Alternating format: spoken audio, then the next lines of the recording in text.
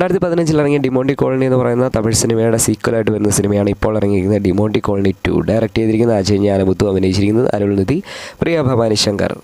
First പാർട്ടിൻ്റെ കണ്ടിന്യൂഷനായിട്ടാണ് ഈ cinema വരുന്നത്. First പാർട്ടിൻ്റെ ക്ലൈമാക്സിൽ നായകന് സംഭവിക്കുന്നത് എന്താണോ അത് എന്തുകൊണ്ട് സംഭവിച്ചു എന്നുള്ളതിനെയും ഇതുപോലെ വേറെ ആർക്കെങ്കിലും സംഭവിച്ചിട്ടുണ്ടോ, പലരെയും എങ്ങനെ കണക്ട് ചെയ്തിരിക്കുന്നു എന്നതിനെയൊക്കെ ബേസ് ചെയ്ത് ഒരു സെക്കൻഡ് പാർട്ടാണിതെന്ന് പറയുന്നത്. അതൊക്കെ നല്ല രീതിയിൽ കണക്ട് ചെയ്തിട്ടുണ്ട്. ആ കാര്യങ്ങളും ഇപ്പോൾ നടക്കുന്ന സംഭവങ്ങളും നല്ല രീതിയിൽ ബ്ലെൻഡ് ചെയ്തിട്ടുണ്ട്. എന്ന് പറഞ്ഞാൽ നായകൻ്റെ ആ പഴയ ലുക്കിനെയൊക്കെ കണക്ട് ചെയ്ത് ആ ഒരു ലുക്കിലേക്ക് കൊണ്ടുവരാനൊക്കെ നല്ല രീതിയിൽ ആ ഭാഗങ്ങളെല്ലാം നല്ല രീതിയിൽ വന്നിട്ടുണ്ട്.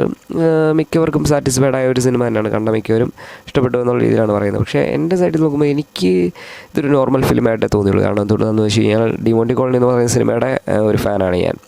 ആ സിനിമ എന്തുകൊണ്ട് ഇഷ്ടപ്പെട്ടു എന്ന് ചോദിച്ചു കഴിഞ്ഞാൽ അതിൽ ലിമിറ്റഡ് ആയിട്ടുള്ള ബഡ്ജറ്റിൽ വളരെ ലിമിറ്റഡ് ആയിട്ടുള്ള ഏരിയയിൽ നിന്നുകൊണ്ട് ചെറിയ രീതിയിൽ സിനിമ ഉള്ള ഒരു ഹൊറർ സ്റ്റോറിയാണ് അതിൽ പറഞ്ഞിരിക്കുന്നത്. ഒരു വീട്ടിൽ 4 ചെറുപ്പക്കാരിരിക്കുന്നു. അവിടെ ഹൊററായിട്ടുള്ള കാര്യങ്ങൾ നടക്കുന്നു.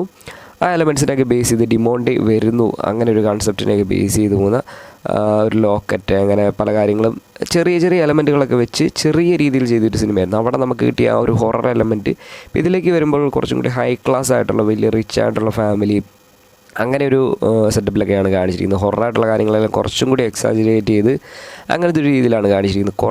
കുറേ കാര്യങ്ങൾ കുത്തിക്കയറ്റാൻ ശ്രമിച്ചൊരു ഫീലാണ് എനിക്ക് തോന്നിയത്. ഇതിനു മുന്നേ ഇറങ്ങിയ കോബ്ര സിനിമ പോലെ, അജയ് ജ്ഞാനമുത്തുവിൻ്റെ കോബ്ര സിനിമ പോലെ തന്നെ അതിലും ഇതുപോലെ പല കാര്യങ്ങളും ഹാലുസിനേഷൻ, ഡബിൾ റോള്, ടെലിപ്പതി അല്ല, ഹിപ്നോട്ടിസം, മാജിക്ക്, കണക്ക്, ഇങ്ങനത്തെ പല കാര്യങ്ങൾ കണക്കിനെയൊക്കെ ബേസ് ചെയ്ത് കുറേ കാര്യങ്ങൾ ആവശ്യമില്ലാതെ എന്നല്ല, ആവശ്യമുള്ളതായിരിക്കും. പക്ഷെ അത് ഓവറായിട്ട് പല കാര്യങ്ങൾക്കും ഒരുപാട് സമയം കൊടുത്താണ് ആ സിനിമയിലും പറഞ്ഞിരിക്കുന്നത്. അതുപോലെ തന്നെ ഒരു ഫീലാണ് എനിക്ക് ഇതിലും തോന്നിയിരിക്കുന്നത്. ഇതിൻ്റെ അത് ആൻറ്റി ക്രൈസ്റ്റിൻ്റെ കൺസെപ്റ്റ് കാണിക്കുന്നുണ്ട്, അതുപോലെ എക്സോസിസം കൺസെപ്റ്റ് കാണിക്കുന്നുണ്ട്. പറയാൻ പറ്റാത്ത സ്പോയിലറായിട്ടുള്ള പല കൺസെപ്റ്റുകൾ ഈ സിനിമയിൽ കാണിക്കുന്നുണ്ട്. ഇതിൽ ഇത്രയും കാണിക്കണമെങ്കിലും അതിനൊന്നും അത്രയും സ്പേസ് കൊടുക്കണ്ട എന്ന് എനിക്ക് തോന്നിയതായിട്ടാണ്. ഇതിനകത്ത് കാണിക്കുന്ന ഹലൂസിനേഷൻ സീൻസ്, അതുപോലെ ഒരു കൊച്ചുകുട്ടിയുടെ സീൻസൊക്കെ കാണിക്കുന്നുണ്ട്. അതിനൊന്നും ശരിക്കും പറഞ്ഞാൽ എക്സ്പ്ലനേഷൻ എന്നല്ല, ജസ്റ്റ് പറഞ്ഞു വിടുന്നുണ്ടെങ്കിൽ പോലും അതൊന്നും കൺവിൻസിങ് ആയിട്ടില്ല. എനിക്ക് അവിടെ ഒന്നും കൺവിൻസിങ് ആയിട്ടൊന്നുമില്ല. തേർഡ് പാർട്ട് വരുന്നുണ്ടെന്ന് പറയുന്നത്. അപ്പോൾ തേർഡ് പാർട്ടുണ്ട്. അപ്പോൾ തേർഡ് പാർട്ടിൽ ഇതിൻ്റെ എക്സ്പ്ലനേഷൻ കൊടുക്കുമെങ്കിൽ, പക്ഷേ അത് അങ്ങനെ എക്സ്പ്ലനേഷൻ കൊടുക്കേണ്ട കാര്യവുമില്ല. ഈ പാർട്ടിൽ തന്നെ തീർക്കാവുന്നൊരു ഏരിയയൊക്കെ ഒരു ഇൻകംപ്ലീറ്റഡ് ഫീൽ എനിക്കവിടെ ഫീൽ ചെയ്തു. കണ്ടിരിക്കാവുന്നൊരു നോർമൽ ഒരു ഹൊറർ സിനിമ. ഫസ്റ്റ് പാർട്ടിൽ കിട്ടിയ ആ ഒരു എക്സൈറ്റ്മെൻറ്റ് ശരിക്കും പറഞ്ഞാൽ ഈ സിനിമയിൽ എനിക്ക് കിട്ടിയില്ല. അതിൽ ഫസ്റ്റ് പാർട്ടിൽ ആ ഡിമോണ്ടി വരുന്ന ഒരു സീക്വൻസ്, ആ ഒരു ചെറിയ സീക്വൻസ്, അത് ഇച്ചിരി നേരം കാണിക്കുമ്പോഴും അവിടെ കിട്ടിയ ഒരു ഹൊറർ എലമെൻറ്റ് ഈ സിനിമ ഫുള്ള് കണ്ടിട്ട് എനിക്ക് അങ്ങനെ ഒരു ഫീൽ തോന്നിയില്ല. സാം CS ആണ് മ്യൂസിക് ചെയ്തിരിക്കുന്നത്. പുള്ളി സാധാരണ ചെയ്യുന്ന പോലെ തന്നെ അത്യാവശ്യം കുഴപ്പമില്ല, നല്ല രീതിയിൽ ചെയ്തിട്ടുണ്ട്. ഡിമോണ്ടി കോളനിയിലെ മ്യൂസിക് ഇങ്ങോട്ട് കയറ്റിയിട്ടുണ്ട്. അതുപോലെ ഫിനിക്സിലൊക്കെ യൂസ് ചെയ്തിരിക്കുന്ന ചില ഏരിയകളൊക്കെ ഇതിലും കാണാം.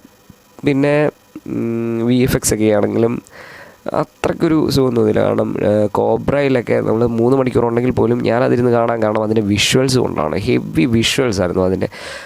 നല്ല രീതിയിലുള്ള മേക്കിങ്ങും വിഷ്വൽസും ഒക്കെ അടിപൊളിയായിട്ട് യൂസ് ചെയ്തൊരു സിനിമയാണ് കോബ്ര എന്ന് പറയുന്നത്. സ്റ്റോറി വൈസ് എനിക്ക് തോന്നിയില്ലെങ്കിലും പക്ഷേ ആ ഒരു വിഷ്വൽ ക്വാളിറ്റി, ഒരു VFXും കാര്യങ്ങളൊന്നും ഇതിലോട്ട് അങ്ങനെ എനിക്ക് തോന്നിയില്ല. അതെന്തുകൊണ്ടാണെന്ന് വെച്ച് കഴിഞ്ഞാൽ അജയ് ജ്ഞാനമുത്തു സിനിമ, അരുൾനിധി സിനിമ എന്നൊക്കെ പറയുമ്പോൾ ഒരു എക്സ്പെക്റ്റേഷൻസ് ഉണ്ടാകുമെന്നുള്ളത് സ്വാഭാവികമാണ്.